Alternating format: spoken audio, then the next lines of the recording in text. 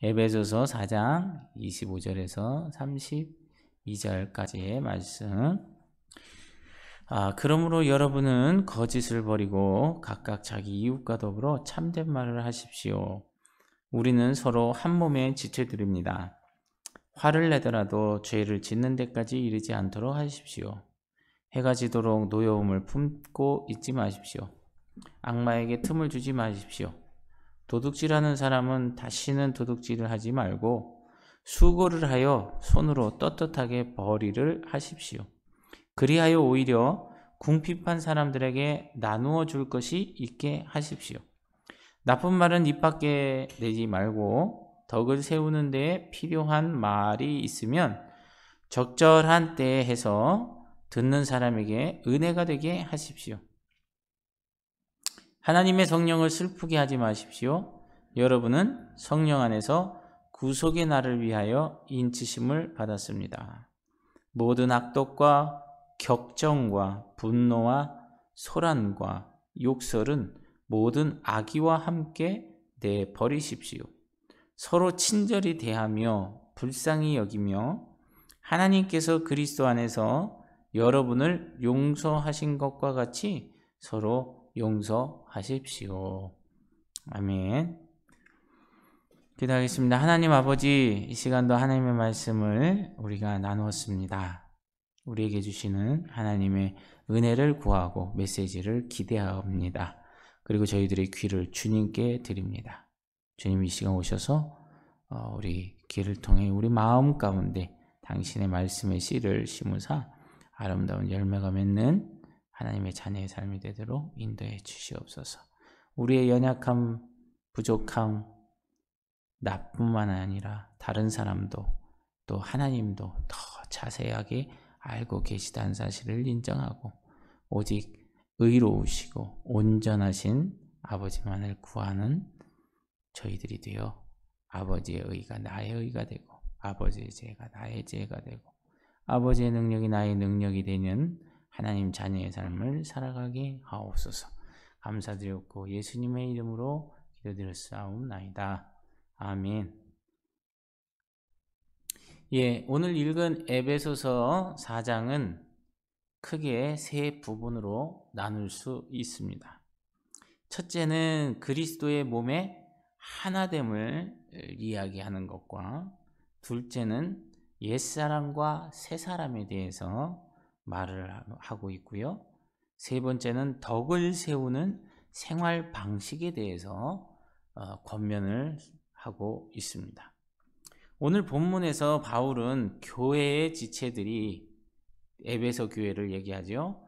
그리스도의 몸을 세우는 방식에 대한 실제적인 예들을 그리스도인들인 그들에 대한 사실을 근거로 제시하고 있다는 겁니다. 그러면서 오늘 읽은 본문의 25절에 처음에 보면 그러므로라고 시작합니다. 이 그러므로라고 하는 것은 이 앞에 있는 어떠한 그 내용들에 관해서 이후에 이어지는 말로서 접속해주는, 연결해주는 그런 단어죠. 그래서 여기 25절에 왜 그러므로라고 써 있는가? 그런 의미에서 보면 17절부터 24절까지의 탐구했던 보았던 그 진리를 그러므로 그것을 어떻게 실천에 옮겨야 하는지를 이어주는 부사로서 접속 부사로서 그러므로라는 단어가 쓰여지고 있습니다. 그래서 오늘 이 내용은 어떻게 보면 읽은 본문은 17절부터 24절에 관한 그 연구되었던 것들을 삶으로 실제 옮길 때 어떻게 옮겨야 될 것인가 그런 실천적인 부분을 이야기하고 있다는 것을 다시 한번 말씀드립니다. 그러면서 거기도 보니까 뭐라고 되어 있냐면 악마에게 틈을 주지 마십시오. 마귀에게 틈을 주지 마십시오. 도둑질하는 사람은 다시는 도둑질하지 말고 뭐 이런 말이 나오죠. 도둑질하는 사람은 도둑질하지 말고 그러면서 나오는 게 뭐를 얘기하냐면 회개를 말하는 거예요. 회개. 그러니까 하나님의 은혜가 있고 깨달음이 있으면 반드시 뭐가 있다는 거예요? 회개가 수반된다는 거죠. 그러니까 회개는 소극적인 면에서 볼 때는 멈추는 거예요. 그냥 얼음 하듯이 딱 멈추는 거죠. 그건 아주 지극히 소극적인 거예요. 우리가 막 죄를 짓다가 그 뭐 죄도 그 여러 가지가 있잖아요. 각자 다 아시지만 그럼에도 불구하고 은혜를 받았을 때 딱 정지하는 거죠. 그걸 일시 멈춰요. 그러다 보면 어느샌가 마귀가 와서 얼음땡 놀이 하듯이 땡 하고 전기하고 딱 줍니다. 그러면 이제 자기 하고 싶으니까 나 전기됐어 뭐 이러고 이제 또 다시 그 죄를 짓고 또 그렇게 하죠. 그거는 아주 지극히 소극적인 면인 거죠. 적극적인 면에서는 어떤 것을 얘기하냐면 회개는 도둑질하던 사람이 도둑질을 끊어버리는 겁니다. 다시는 돌아보지 않는 것. 그래서 다시 말하면 이 적극적인 면에서의 회개는 새롭게 시작하는 것이다 라고 말할 수 있습니다. 그래서 보는 본문에는 도둑은 도둑질을 멈추고 뭐한 일을 하기 시작하라 그래요? 선한 일을 하기 시작하라. 그래서 여러분 도둑질은 게으름과 탐욕에서 비롯되므로 회개한 도둑은 반드시 수고와 구제하려는 마음을 나타내야 한다는 겁니다. 그러니까 남의 거 도둑질하는 거는 왜 도둑질해요? 좋아서 왜 좋아서? 갖고 싶은데 왜 갖고 싶은데? 왜 도둑질하는데? 갖고 싶다가 다 도둑질하나? 왜? 살 게 없으니까. 돈이 없으니까. 물론 열심히 일해도 되지만 그 목표가 허황된 걸 수도 있고요. 어떤 분은 일은 하기 싫고 갖고 싶은 건 많아요. 이러면 뭐 망하는 거죠. 그럴 때 어떻게 해요? 다 도둑질하는 겁니다. 그래서 이게 눈먼 돈이다 해서 뭐 그 빼내고 하는 게 지혜로운 것 같은데 지혜로운 게 아니죠. 예, 정당하게 하라는 것을 말하고 있습니다. 그러면서 도둑질하는 사람은 도둑질을 하는 것을 어떻게 하라고 그래요? 하지 말고 오히려 뭐 하라는 거예요? 수고하여서 손으로 떳떳하게 벌이를 해서 나누어 주라. 궁핍한 사람을 오히려 나누어 주라고 말을 합니다. 나누어 주라. 예수님이 가르쳐 주셨던 말씀과 일치되기도 하죠. 그러면서 보면 그 다음에 말을 하는 것이 나쁜 말은 입 밖에도 내지 말고 덕을 세우는데 필요한 말이 있으면 필요한 말이지만 적절한 때에서 듣는 사람들에게 윽대하라. 그러니까 적절한 때가 안 되면 아무리 좋은 말이고 아무리 은혜로운 말도 받는 사람의 입장에서 준비가 안 됐으면 그 엉뚱한 소리처럼 들려진다는 거예요. 받을 만한 준비가 되어 있는 사람에게는 어떤 얘기에도 은혜가 됩니다. 은혜가 충만한 사람한테, 성령 충만한 사람한테 어떤 얘기인들 은혜가 되지 않겠어요? 성령 충만하지 않겠어요? 당연히 되겠죠. 그러면서 여기서 뭐라니까 나쁜 말을 하지 말라 그렇게 얘기합니다.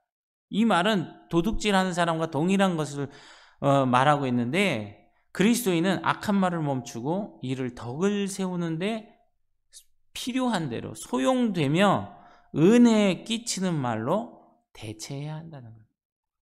나쁜 말을 하지 말고 뭐 은혜를 끼치는 말을 하는 거예요. 무조건 뭐 다 그냥 사탕 발림으로 좋은 말만 하는 것도 아니죠. 그런데 나한테 좋은 말 하면서 남한테 나쁜 말을 하는 사람 그런 건 안 되죠. 나한테 냉철하고 또 남한테는 후덕한 사람이 돼야 예수님의 모습을 따라가는 거겠죠. 여기서 나쁜 말은 쓰인 그 원어 헬라어를 보면 더러운 이라는 단어로 쓰입니다.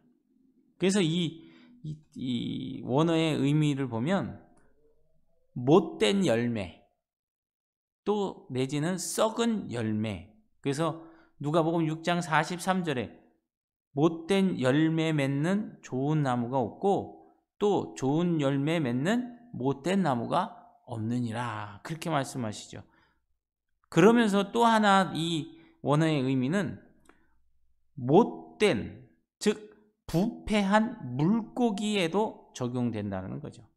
마태복음 13장 48절 거기 뭐라고 되어 있냐면 좋은 것은 그릇에 담고 못된 것은 내버리느라. 뭐 했을 때?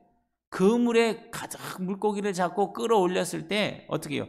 좋은 것은 당연히 상품 가치가 있고 먹을 수 있으니까 담고, 못된 것, 나쁜 것, 여기서 말한 부패한 것이라는 거죠. 두 번째 의미. 부패한 것은 어떻게 한다는 거예요? 먹지 않고 내버린다는 겁니다. 그리고 말로 은혜를 끼친다는 것은 그 말을 통해 다른 사람을 타락하게 하는 것이 아니라, 혼란스럽게 하는 것이 아니라 그들에게 유익을 끼친다는 뜻. 다시 말해서 하나님을 바라보게 만들어 준다는 뜻입니다. 그러면서 바울은 뭐를 얘기하냐면, 이런 너희들은 하나님 앞에 뭐를 받았다? 인치심을 받았다라고 이야기를 하죠.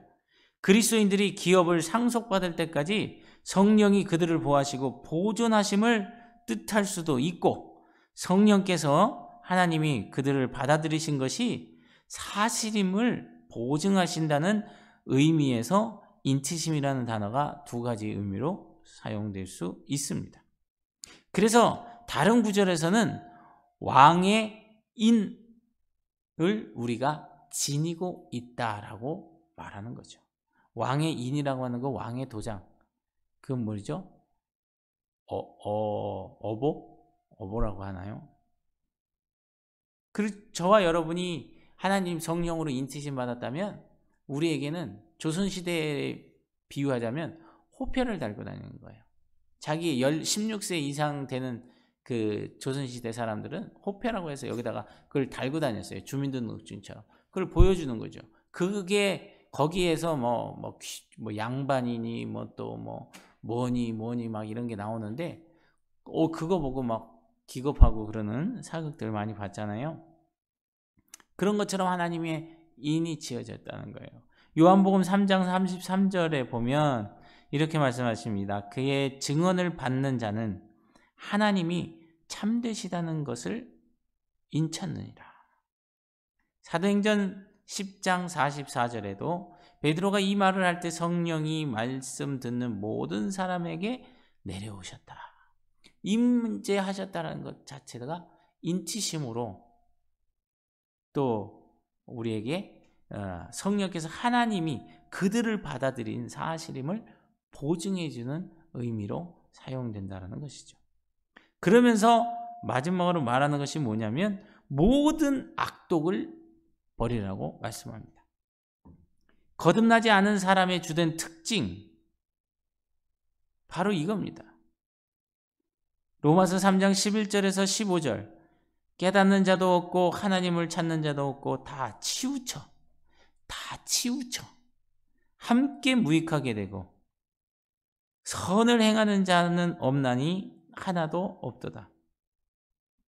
그들의 목구멍은 열린 무덤이요 그 혀로는 속임을 일삼으며 그 입술에는 독사의 독이 있고 그 입에는 저주와 악독이 가득하고 그 발은 피 흘리는데 빠른지라. 거듭나지 않은 사람들은 이렇다는 거예요. 예수 그리스도와 함께 죽고 예수 그리스도와 함께 산 일치된 삶을 살지 않는 자들에게는 깨닫지도 못하고 하나님을 찾는 자도 없고 찾아지지도 않아요. 찾으려고 하지도 않아요. 여러분, 우리가 개인적으로 그렇게 기도하지만 그럼에도 불구하고 또 그리고 제가 한번 좀 세게 얘기했잖아요. 그죠? 와서 기도 안 할 거면 모두로 비싼 저 월세 내고 우리가 여기 있냐, 그것 때문에 하는 거 아니냐, 그 정도 얘기하셨으면 막 움직이셔야 되는데 별로 이렇게 희연찮습니다. 주일날 얼굴 뵈니까 뭐 굉장히 이렇게 한 주간 잘 사신 것처럼 막 이렇게 하시는 분도 계신데 얼굴에 다 쓰여 있습니다. 나 못 찾았어요. 그러면서 눈치를 살살 보시는 게 보입니다. 진짜로 눈치 보려고 보는 건 아닌데 그게 보입니다. 여기 뭐예요? 거듭나지 않은 사람들의 특징 중에 하나라니까요. 결국 그렇게 되니까 어떻게 돼요? 다 치우쳐지게 되고, 그러니까 무익하되 아무런 유익도 없대. 결국은 남까지 유익이 없게 끌어당기는 거예요. 그리고 선을 행하는 자가 없나니 하나도 없도다. 왜냐? 그들의 목구멍은 열린 무덤이요.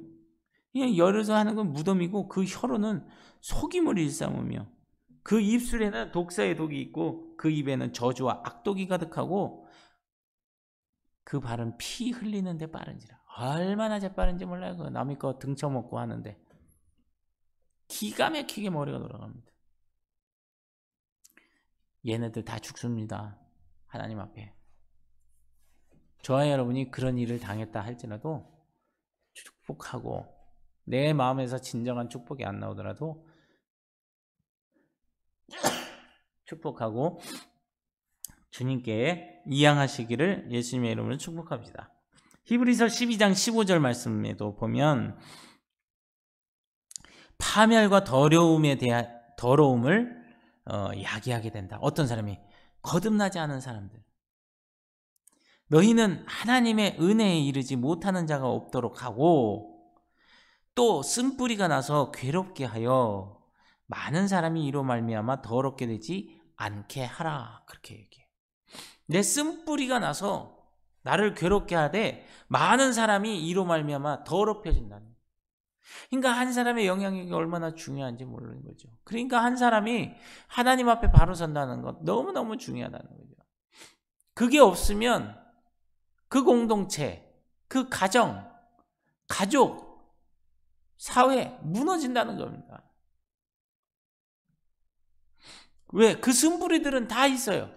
그 쓴뿌리들이 기어 올라오는데 꼭 이 쓴뿌리들은 자기만을 망하게 하고 자기만을 무너뜨리는 게 아니라 다른 사람을 꼭 걸고 넘어서 무너뜨리고 함께 죽는. 그래서 예전에도 많이 말씀드렸던 것처럼 물귀신 작전을 쓴다는 거예요. 여러분 이런 일들이 얼마나 많은지 몰라요. 교회 안에서도 음해하고 공갈하기도 하고 자기 생각이 먼저 우선화해서 이게 치우친 건지 안 치우친 건지 구분도 못해. 어느 때는 자기 감정이 북받쳐서 그러기도 하고. 따라서 악독과 분노는 그리스도인의 성품과 같이 양립될 수 없기에 이것들을 버리라고 사도 바울은 이야기하고 있는 겁니다. 어떻게 악이 선과 같이 있냐? 어떻게 거짓 하나님과 사단이 같이 있을 수 있겠냐? 그러면서 말하는 게 뭐예요? 혀는 다른 사람들에게 산불과 같은 큰 해를 끼칠 수 있다고 야고보서 3장 5절에서 6절에는 말합니다. 혀도 작은 지체로 돼 큰 것을 자랑하도다. 보라 얼마나 작은 불이 얼마나 많은 나무를 태우는가. 혀는 곧 불이요 불의 세계라. 혀는 우리 지체 중에서 온몸을 더럽히고 삶의 수레바퀴를 불사르나니 그 사르는 것이 지옥불에서 나느니라. 그 사르는 불이 어디서부터 온다고요? 지옥불에서 난대요. 그러니까 우리가 어떻게 해요? 이 작은 지체 이거 너무 중요하게 생각해야 된다는 겁니다.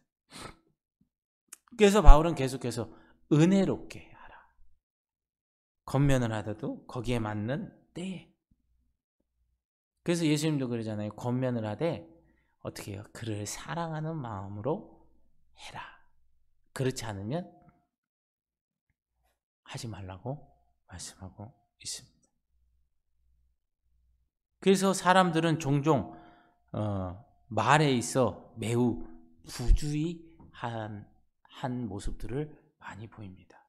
그래서 실수도 하고 그 중에서도 뭐예요? 비방하는 것들 많아요. 험잡고 하는 것들이 더 많습니다. 그 중에 또 하나 말과 행동이 또 틀려. 그런 거 참 많습니다. 왠지 아십니까? 완전히 자기중심적으로 타락해서 그래요. 지금 우리 교단에서 이제 이렇게 지금 현재 임원하고 계신 분 중에 한 분도 자기가 그 공약을 해서 투표를 한번 했는데 거기에서 이제 결정이 안 났어요. 그래갖고 또 투표를 할 때 한 사람이 잦은 사임을 했어요. 그래서 됐어요. 그러면 공약했을 때 그 내용들을 지켜야 되잖아요. 그냥 외면이에요. 언제 그랬나는지 잊어버려요. 잊어버린 건지 잊으려고 하는 건지. 여러분 이런 거 보실 때 그 사람을 어떻게 신뢰하겠어요? 지금 그것 때문에 이제 벌써 말 나오기 시작하는 거죠. 마찬가지예요.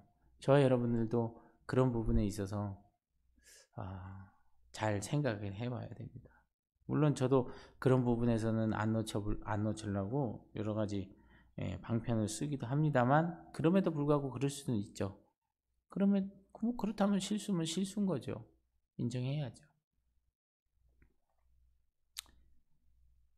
그뿐만이에요. 이 혀가 얼마나 작지만 큰 일들을 이루는지. 그 한 사람뿐만이 아니잖아요. 지금 뭐 미국 캘리포니아에도 불이 났는데 뭐 서울에 몇 개의 면적이 다 타고 있고, 뭐 아무리 갖다 뿌려도 뭐 정리가 안 되잖아요. 여기서 작은 불이 얼마나 많은 나무를 태우는가 보라. 그걸 보고 배우라는 거예요. 그래서 많은 그리스도인들이 회개 없이 살고 있는 거, 이거 문제입니다. 그런데요, 더 문제는 회개를 했음에도 불구하고 하나님이 정말 이렇게 내 회개를 받으셨다고 했는데도 불구하고 이 확신이 없이 살아가는 것이 더 큰 문제라는 겁니다. 그래서 예수님이 제자들에게 기도를 가르쳐 주실 때 어떻게 가르쳐 주셨는가? 마태복음 6장 12절 말씀에 이렇게 말씀하십니다. 우리가 우리에게 죄 지은 자를 사하여 준 것 같이 우리 죄를 사하여 주시옵고, 그렇게 말합니다. 우리가 우리에게 죄 지은 자를 사하여 준 것 같이 우리 죄를 사하여 주시옵고. 이 말씀은 사죄의 은총을 구하라는 것인데, 이 말은 회개하면 용서해 주시겠다는 뜻이 담겨 있는 것입니다. 여기서 사죄의 은총이란 무엇인가? 죄에 대해 통회하며 회개할 뿐 아니라 용서하시는 십자가의 은혜를 감사할 때 진정으로 용서받은 감격을 누리게 되는 것을 사죄의 은총을 받았다. 그렇게 신학적 용어로 이야기합니다. 자녀들이 무엇인가 좀 더 쉽게, 자녀들이 무엇인가 잘못했을 때 부모님이 원하는 게 뭐예요? 딱 하나죠. 엄마, 아빠 잘못했어요. 진정성 있는 그 잘못했어요. 잘못했습니다. 잘못했어요도 요예요. 뭐 잘못했습니다 이런 거죠. 자녀의 입에서 그 말만 나오면 하여튼 어떻게 돼요? 막 그 징계와 책망 막 이런 것들이 아무래도 사라지죠. 근데 그 말을 안 하면 어떻게 해요? 끝까지 가는 거죠. 막 계속 가는 거죠. 네가 날 무시해 막 이러면서. 주님께서 우리에게 원하시는 것도 이와 같은 겁니다. 그것이 바로 회개입니다. 그렇다면 회개 이후 나타나는 반응은 어떠한 것일까요? 요한일서 3장 21절에는 이렇게 말씀하십니다. 사랑하시는 여러분, 우리가 양심의 가책을 받지 않을 때에는 하나님 앞에서 떳떳합니다. 우리가 하나님 앞에 나갈 때 당당하게 나가는 거예요. 왜요? 예수님도 그러셨잖아요. 예수 그리스도의 십자가 공로로 인하여 우리가 하나님을 아바라 부르고 그 앞에 담대히 나갈 담력을 얻었다고 바울도 로마서에서 말씀하고 있지 않습니까? 그러니까 바로 이것은 뭐냐면 회개 이후 죄사함 받은 확신인 거예요. 근데 여기서 구원파들은 이제 죄사함 받았으니까 그 죄사함을 위해서 너 언제 몇 날 몇 시 몇 분 몇 초에 그렇게 구원받았냐 물어보는 거고요. 그래서 그렇게 받았다고 하면 이제 구원받았으니까 너 이제 어떠한 죄를 져도 상관이 없다. 그렇게 나가는 거죠. 어떠한 죄를 져도 상관이 없다. 예. 그런데 또 사람들이 굉장히 넘어가죠. 왜 그랬습니까? 굉장히 은혜로운 것 같고요. 또 하나는요, 자기 욕구를 채울 수 있거든요. 천주교도 마찬가지잖아요. 고해성사하면 어떠한 죄도 해결되고요. 그리고 그것 때문에 사람들이 뭐예요? 예, 엉뚱한 짓들 다 하는 거죠. 여러분, 그러면서 오늘 마태복음 18장 22절에 예수님께서 형제를 몇 번이나 용서하라고 말씀하셨습니까?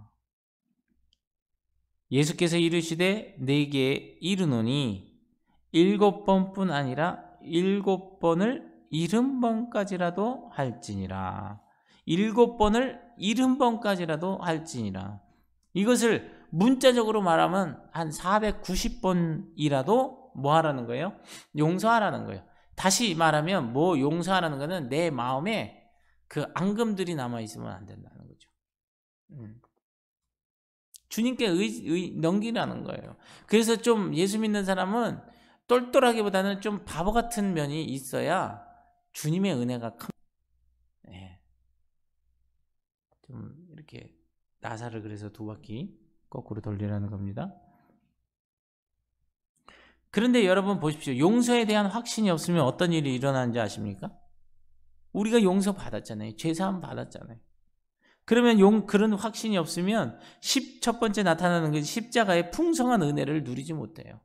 십자가를 통해서 이미 다 이루신 그 은혜들을 누리지 못하고, 두 번째는 율법적인 의무감에 짓눌려서 살게 되는 거예요. 왜? 용서받지 못했으니까. 용서받기 위해서는 어떻게 해야 돼? 그래, 이런 일을 해야 돼, 저런 일을 해야 돼. 눈에 보이고 막 그런 것들 있잖아요. 의식적인 것들, 거기에 막 집착을 하는 거죠. 집착을 하죠. 우리가 전에도 말씀드렸지만 예배는 어떤 게 예배라고요? 어떤 율법적 의식과 형식을 따라서 하는 거. 예, 당연히 형식도 필요합니다. 왜? 본질을 담기 위해서 그릇이 필요하듯이. 그런데 정말 그 은혜 가운데서 그분을 향한 그 감사와 진정한 이런 노래들이 우리 가운데서 내 삶을 통해서 고백되어졌고, 그 고백되어진 사람들이 교회로 모였을 때, 개교회, 그러니까 각자가 성전이라고 그랬잖아요. 그 성전이 교회로 모였을 때 거기에 놀라운 은혜들이 있게 되는 거죠. 그리고 거기에 아름다운 역사들이 있습니다. 그럴 때 그것을 하나님이 기뻐 받으시는 신령과 진정으로 예배하는 예배가 되는 거죠. 근데 사람들은 그렇게 생각하지 않습니다. 대부분은 그렇죠. 교회에서는 하나님이 보시는 것 같으니까 있고, 내 삶의 자리에서는 마음대로고. 왜요? 하나님은 교회만 계셔. 왜? 솔로몬 성전 보니까 막 여기에 내가 관심을 두고 내 눈을 두고 마음을 두리라 막 이런 말씀했으니까 꼭 여기만 보고 계시는 줄로 착각을 하고 있죠. 잘못된 거죠. 여러분 보십시오. 서커스 예전에 보셨지 않았나요? 서커스에서 공중고기 할 때 막 이쪽에 사람이 올라가고 이쪽에서 사람이 막, 예? 한쪽 사람은 막 이렇게 그네를 타고 있어요. 막 이렇게 윙윙윙윙윙윙. 근데 이쪽에서 줄 타고 점프해갖고 쭉 와서 이 사람 슉슉슉, 그리고 손 잡았던 끈을 놓고 이쪽 사람의 손을 잡아요. 그리고 또 막 이러다가 휙 해갖고 다시 휙휙휙 해갖고 오는 손을 잡고 다시 저쪽으로 가고, 이런 거 보셨어요? 와, 전 그거 보면서 밑에서 이렇게 보고 딱 한 번 봤는데, 야, 겁나 무섭다, 그런 생각했어요. 어렸을 때. 예, 겁나게 무서웠어요. 그런데 왜 그렇게 그 사람들이 그렇게 할 수 있었을까? 열심히 훈련해서요? 물론 그럴 수도 있죠.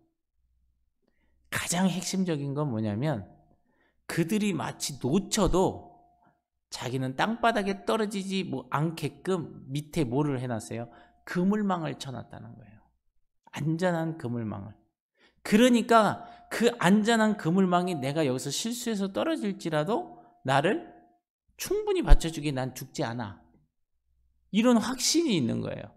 그러니까 어떻게 합니까? 그 고난이도에 우리가 볼 때 거의 상상도 못하는 그런 막 회전 묘기를 부리면서 서커스를 하는 것입니다. 저와 여러분이 진정한 자유함을, 주 안에서 자유함을 얻기 원한다면, 이런 용서에 대한 확신이 없으면, 하나님에 대한 신뢰죠. 이것이 없으면 안 된다는 겁니다. 이것이 정확하게 비춰져야 돼요. 실제로 와닿아야 돼요. 그러기 위해서는 어려움이 옵니다.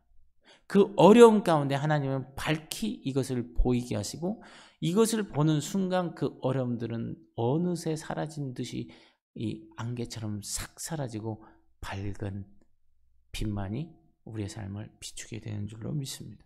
그러므로 성경적인 회개는 완전한 용서의 기초를 둡니다. 그렇다면 죄 짓고 회개만 하면 되겠네 하는 사람들도 막 있을 수 있어요. 그러니까 죄 짓고 하지 오늘 하루 하고 또 회개하지 예. 인간적으로 자녀들이 그렇게 한다고 생각해 보십시오. 죄 짓고 거짓말하고 한다고 해 보십시오. 당신 같으면 어떻게 하시겠습니까? 그러면 그런 사람들은요, 그걸 가만 냅둬요? 분명히 얘기할 거예요. 근데 자기의 모습은 못 보는 거죠. 여러분, 이 약속이 우리에게는 죄를 이길 힘이 된다는 사실입니다. 하나님께서 우리에게 용서의 확신을 주시는 것. 그것을 통해 하나님을 신뢰할 때 이것이 우리로 죄를 이기게 하는 힘이 된다는 겁니다. 그래서 에베소서 4장 30절을 볼 건데요. 누구든지 반복적으로 짓는 죄가 있고요. 극복하기 어려운 죄가 있어요. 당연히 있죠. 근데 저와 여러분이 근심하는 것보다 더 근심하시는 분이 계세요. 성령님께서 근심하시는 거예요. 우리를 아시는 성령님께서. 하나님의 성령을 근심하게 하지 말라. 하나님의 성령은 아버지를 아시잖아요. 그러니까 아버지가 제일 싫어하는 걸 아시는 거예요. 죄라는 거예요. 그것이 우리에게서 해결 안 될 때 가장 근심하시는 분이 성령님이신 거예요. 우리는 내가 무슨 성령님을 근심하게 해? 말씀도 읽었어, 기도도 했어, 봉사도 했어, 11조도 냈어, 주일헌금도 내가 주일도 빠지지도 않고 나갔어, 물론 그거는 누가 해라 마라 해서 하는 건가요? 그게 해라 마라 해서 하는 거는 그거는 좀 그렇죠. 모르는 사람에게는 교육이 필요하겠지만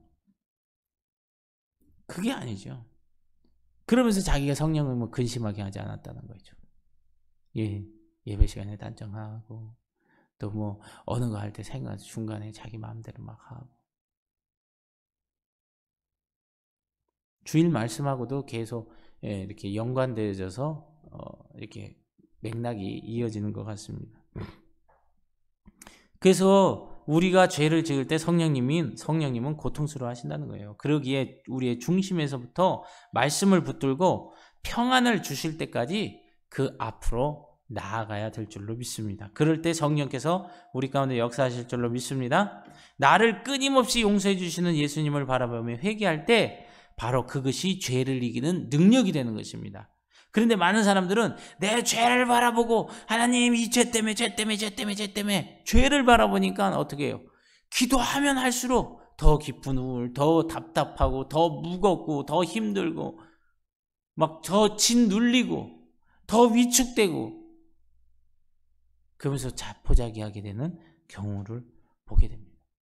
우리는 죄를 바라봐서는 안 됩니다. 우리의 구원자는 누구세요? 예수 그리스도십니다. 아멘. 그렇다면 예수 그리스도를 바라보셔야죠. 죄를 바라보는 게 아니라 내 죄를 사하신 예수 그리스도를 바라보는 거죠. 문제가 있으면 문제를 바라보는 것이 아니라 문제 해결자 되신다고 하신 예수 그리스도를 바라봐야 되는 것이 믿는 자들의 마땅한 반응입니다. 근데 거기에 대해서 그렇게 하지 못하고 하는 경우들도 많이 있음을 우리는 기억하셔야 합니다. 그래서 요한일서 5장 18절에서 하나님께로부터 난 사람은 어떻게 된다고 하는가? 어떻게 된다고 했습니까? 범죄하지 않는다고 그랬죠. 하나님께로부터 난 자는 다 범죄하지 아니하는 줄을 우리가 아노라. 왜요? 하나님께로부터 나신 자가, 다시 말하면 예수 그리스도가 성령께서 이렇게 말씀하셔도 되겠죠. 하나님께로부터 나신 자가 그를 지키심에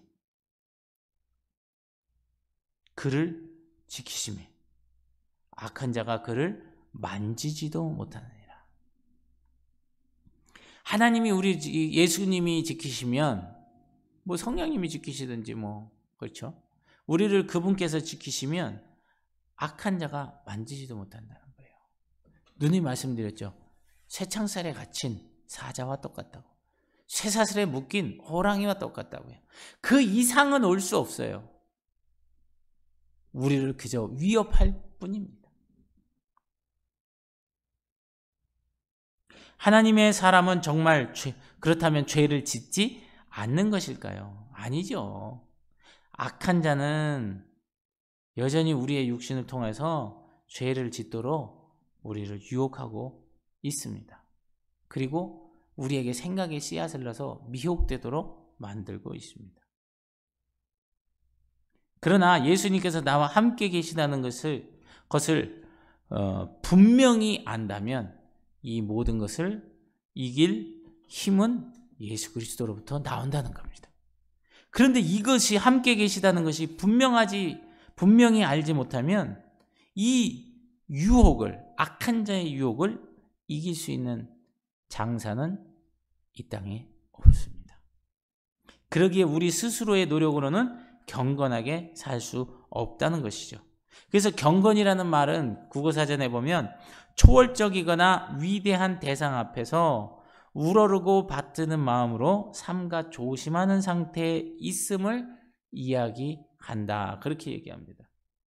여러분, 이 경건이라는 단어 안에서 보면 이거는 뭐예요? 뭐를 말하냐면 관계적인 부분을 이야기하고 있는 것을 볼 수가 있습니다. 관계적인. 그러니까 경건은 어떤 게 경건의 모양이에요? 우리에게 경건의 모양이 있어야 된다고 말하잖아요, 바울이. 왜 그래요? 어떤 게? 여기에 보면은 하나님과의 나와의 관계적인 모습이 우리에겐 경건이고 경건의 모양이 그 모습 속에서 나타난다는 겁니다. 그래서 미가서 6장 6절에서 8절에 보면 이렇게 말씀하시죠.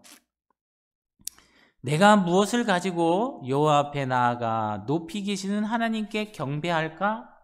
내가 불에 태워 바칠 번제물로 1년 된 송아지를 가지고 그 앞에 나아갈까?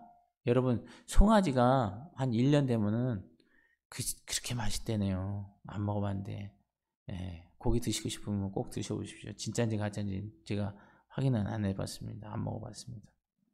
그러니까 그만큼 고귀하고 좋고 최상의 것으로 하나님 앞에 나아가면 어떻게 좋겠냐는 거죠. 그리고 내가 수천 마리의 수양이나 강물처럼 많은 감람 기름을 가지고 간다면 여호와께서 기뻐하실까? 내 허물과 영혼의 죄를 위해 내 몸의 열매인 맏아들 첫째를 바칠까? 그러면서 사람들아, 여호와께서 선한 것이 무엇인지 너희에게 보이셨다. 그가 너희에게 요구하는 것은 옳은 일을 행하며, 옳은 일은 뭐예요?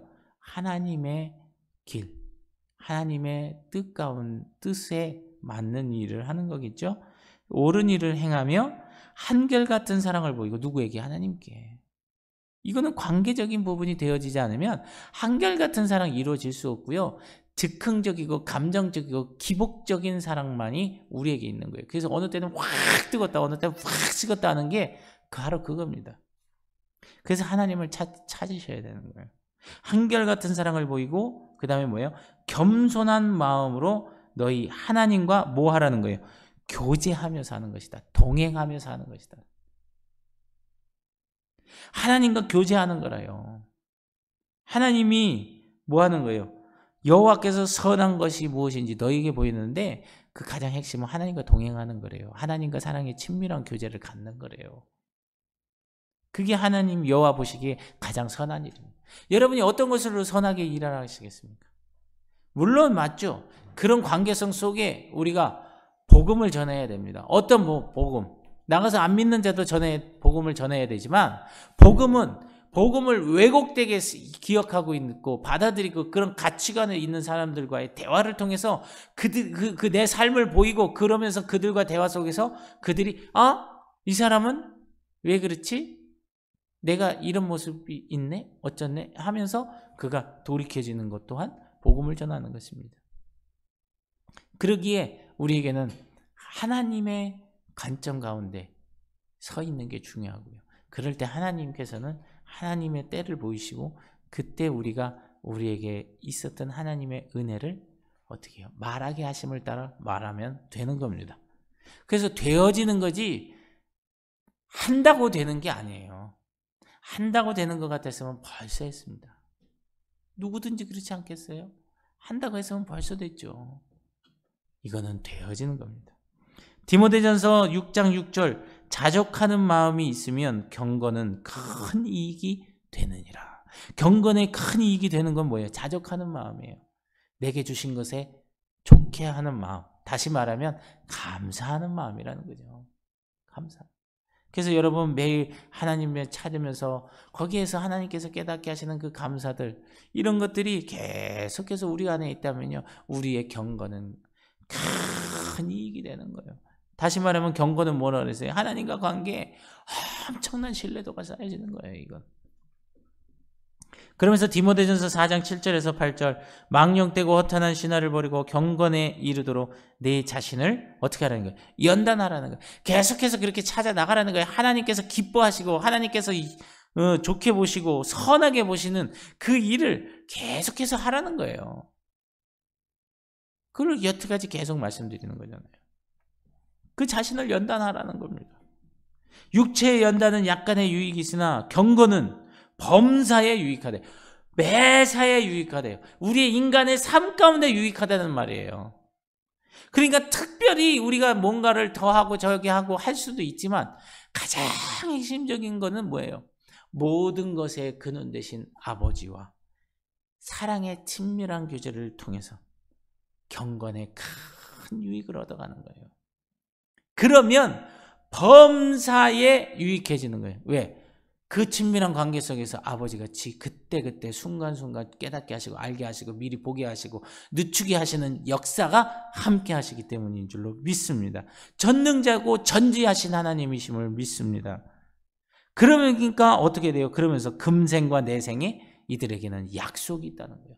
이 땅에서뿐만이 아니라 내생에 하나님 나라 아버지 앞에 갔을 때에도 뭐예요? 하나님의 약속이 살아있는 자, 유효한 자가 된다는 것입니다. 그런데 하나님을 안 찾는다고요.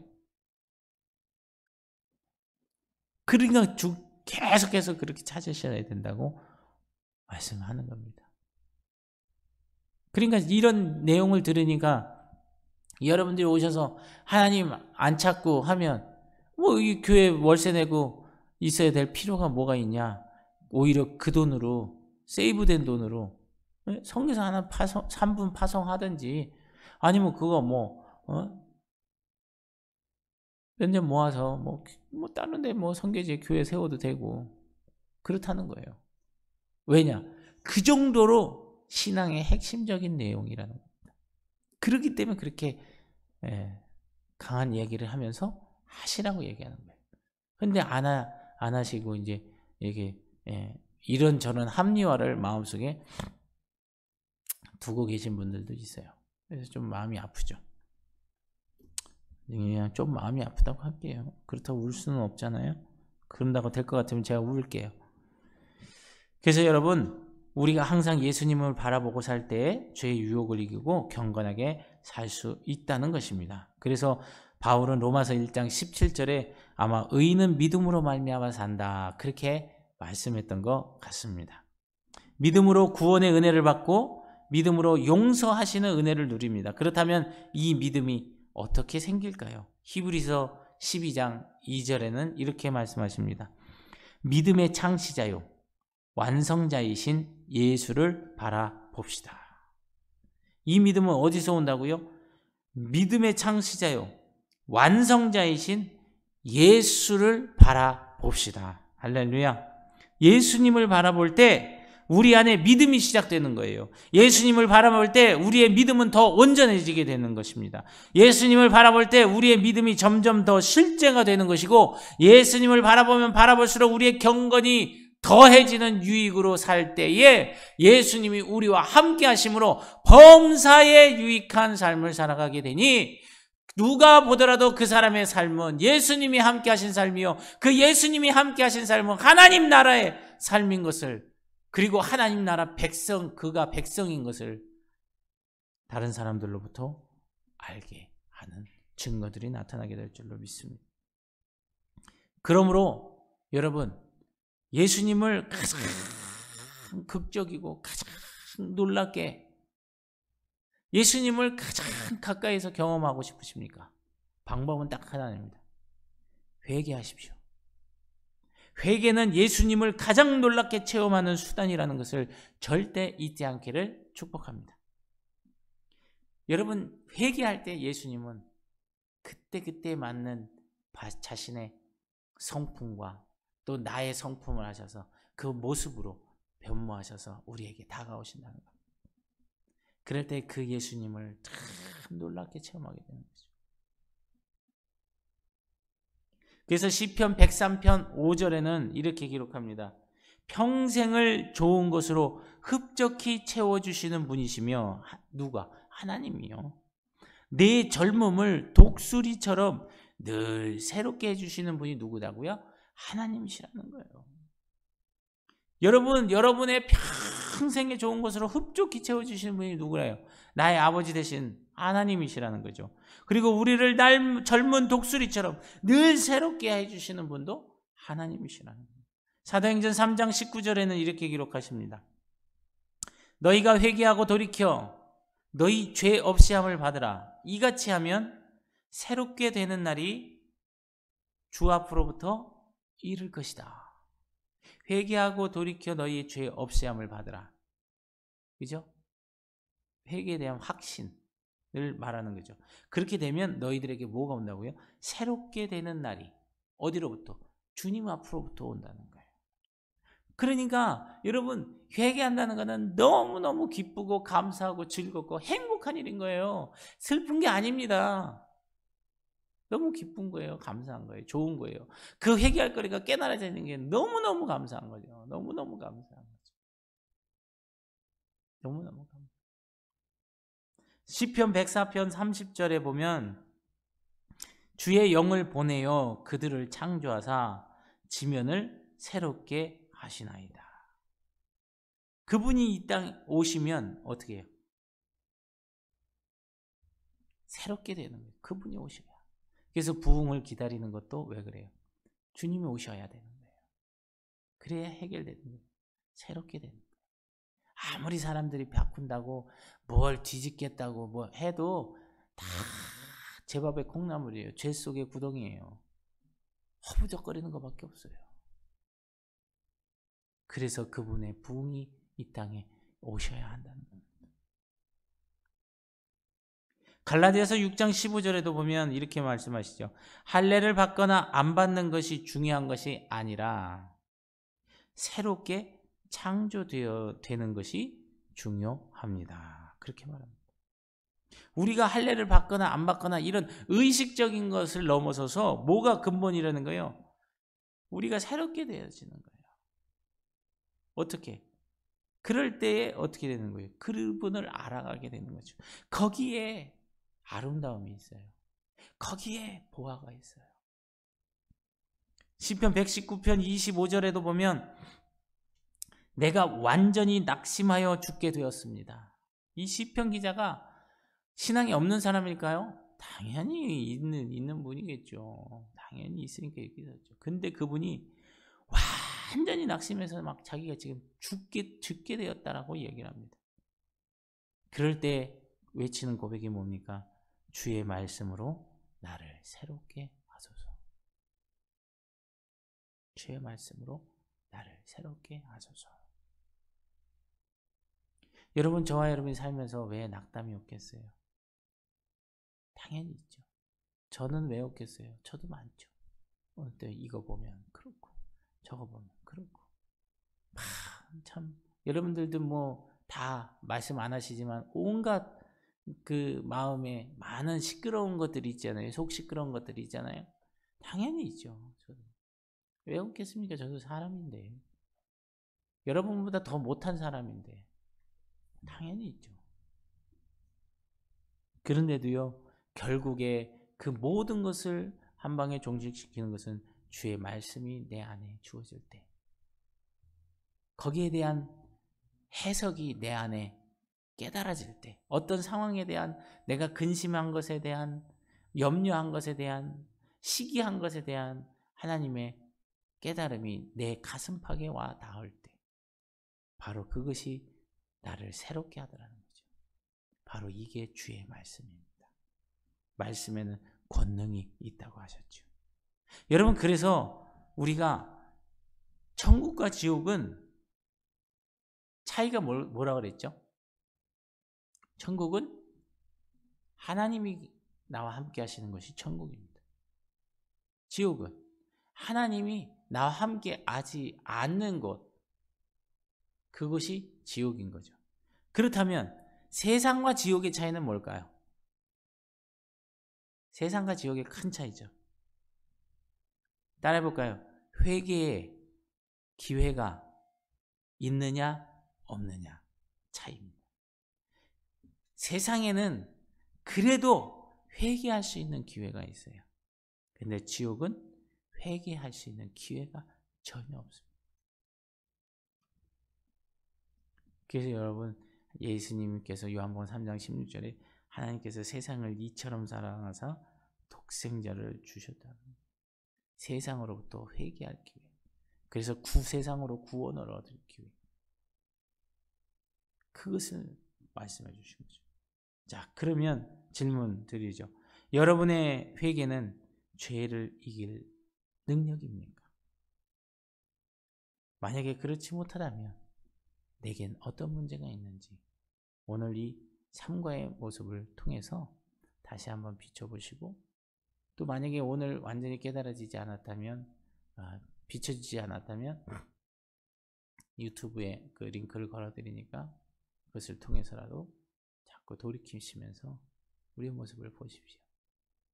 그렇게 되면 여호와께로부터 기뻐하시는 날이, 여호와로부터 밝은 태양빛이 우리 가운데 임하게 될 줄로 믿습니다. 기도하겠습니다.